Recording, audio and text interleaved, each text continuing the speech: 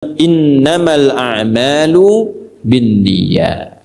Semua perilaku, perbuatan itu, baik Anda hijrah, atau Anda makan, Anda minum, Anda kerja, Anda nulis, apapun pekerjaan Anda, mau di militer, di birokrasi, mau ngajar, termasuk ustadz yang ceramah, kiai yang berfatwa, habib yang mengajar, semua perbuatan itu dihukumi benar tidaknya, berpahala tidaknya, jadi ibadah atau rutinitas bin niat, bergantung pada niatnya.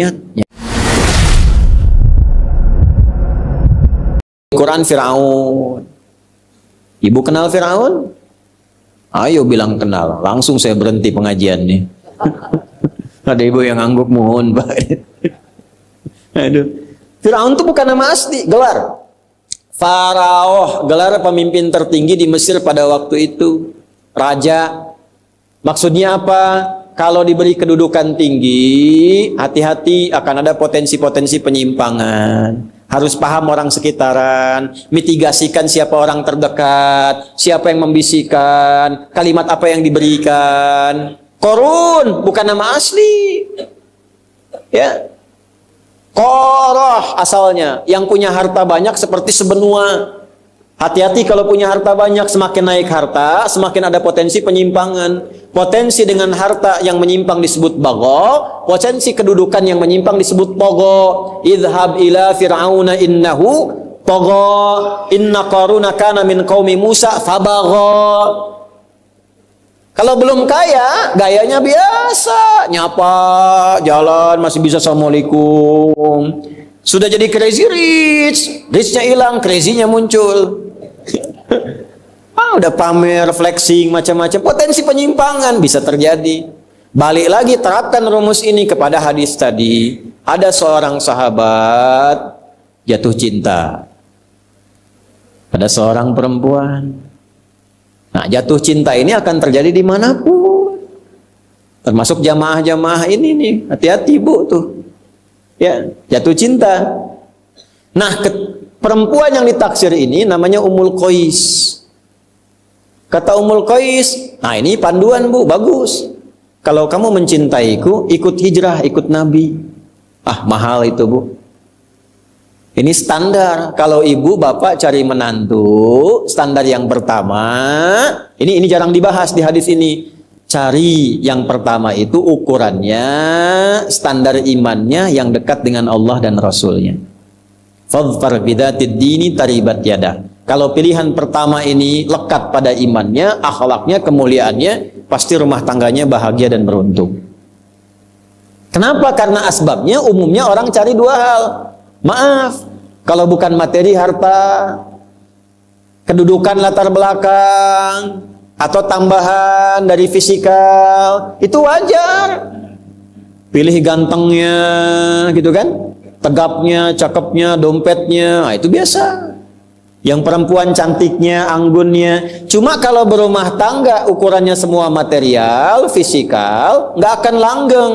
Cantik memudar, begitu cantiknya pudar, nah, pindah ke yang lain. Materi bisa berkurang, begitu berkurang, cari yang lain. Alih-alih sayang pada suami, perhatian pada suami orang. Alih-alih cinta pada istri, mulai beralih pada cinta pada istri orang lain. Maka apa yang menjaga itu? Agama. Nah, ini Ummul Qais ini ngasih syarat, saya mau hijrah, kalau cinta ikut hijrah. Boleh bapak terapkan. Anak bapak perempuan yang naksir 3 orang datang ke rumah, tanya, nama siapa adik? Ya, saya Torik pak. Coba baca surat At-Torik. Baca.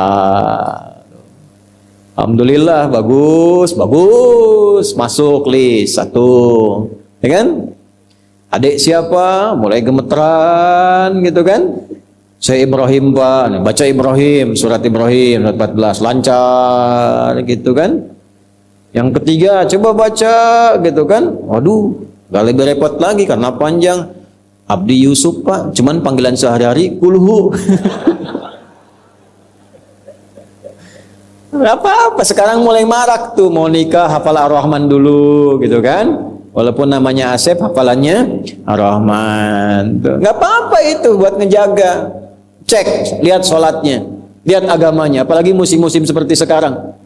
Ya, yang kadang-kadang untuk nikah, masuk Islam hanya sekedar masuk buat nikah. Cek kepastiannya. Nah ini yang pertama, ini jarang dibahas nih kajian satu ini. Maka lelaki ini memutuskan karena saking cintanya ikut hijrah. Pelajaran kedua, cinta itu kadang-kadang awas membutakan pikiran. Maka ditimbang. Jangan sampai nekat karena cinta orang tua dilanggar. Hati-hati itu.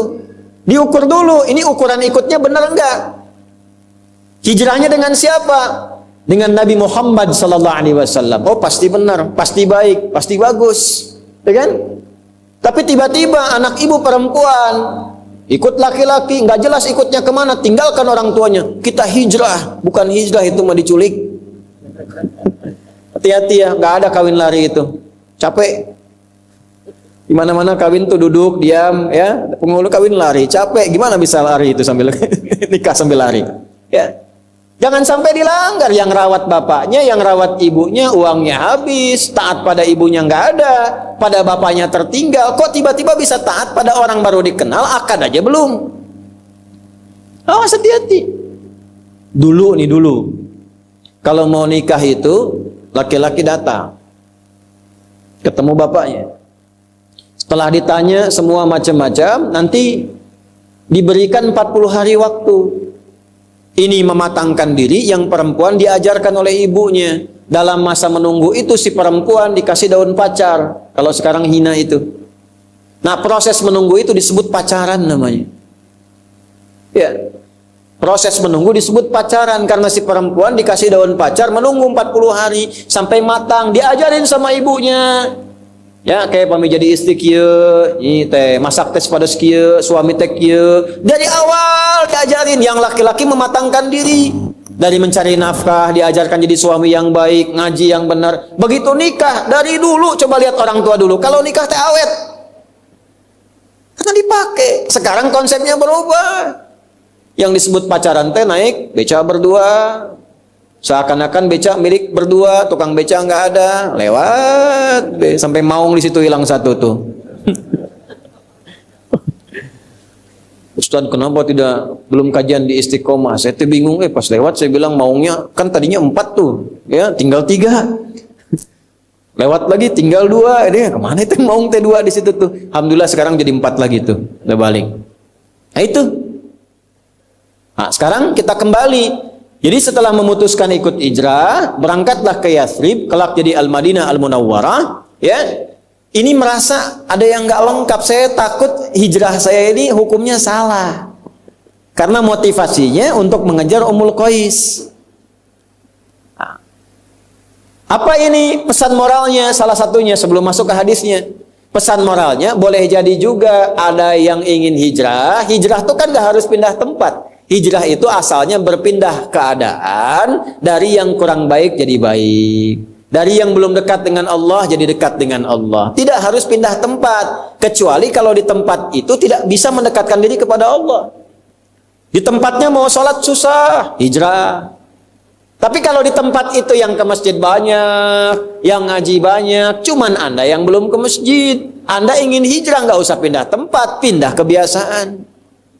Ini rumah Masjid Al-Ikhlas, tetangga masjid. Jarak cuma 2 meter, speakernya ke arah rumah begini. Belum sempat ke masjid juga, tiba-tiba terfikir, kenapa saya belum mau ke masjid? Tiba-tiba berubah, nah itulah hijrah. Jelas? Tidak harus pindah tempat, bisa di pekerjaan.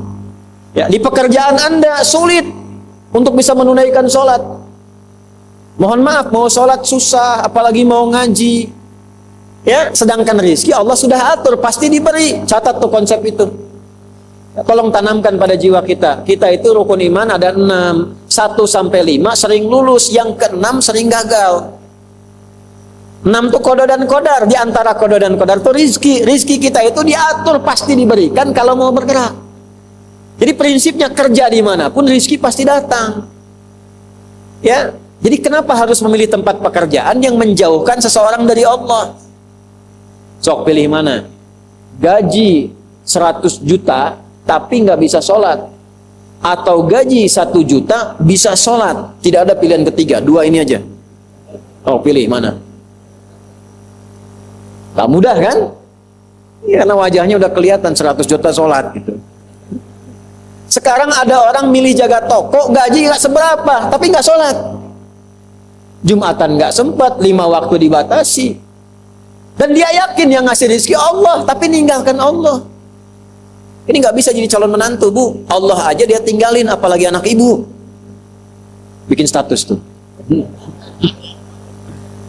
Jadi kalau ada anak menantu datang ke rumah calon, ditanya nggak sholat, tanya balik, kamu Allah aja kamu tinggalin, apalagi anak saya. Itu. Ya? Nah ini, orang ini merasa bersalah. Saya takutnya hijrahnya nggak tulus mengikuti Nabi, tapi karena ngejar Ummul Qais. Dikonsultasikanlah kepada Nabi. Itu sahabat tuh saking dalamnya pengetahuan tentang keimanan sampai konsultasi. Maka datanglah beliau kepada Nabi sallallahu alaihi wasallam menanyakan, "Ya Nabi, status hijrah saya bagaimana? Saya hijrah saking cintanya dengan Ummul Qais, saya ikuti hijrah ini. Apakah hijrah saya sah?" Nah, kurang lebih begitu. Sama dengan motif yang kesini, judulnya ngaji, padahal ngincer ibunya si Siti itu.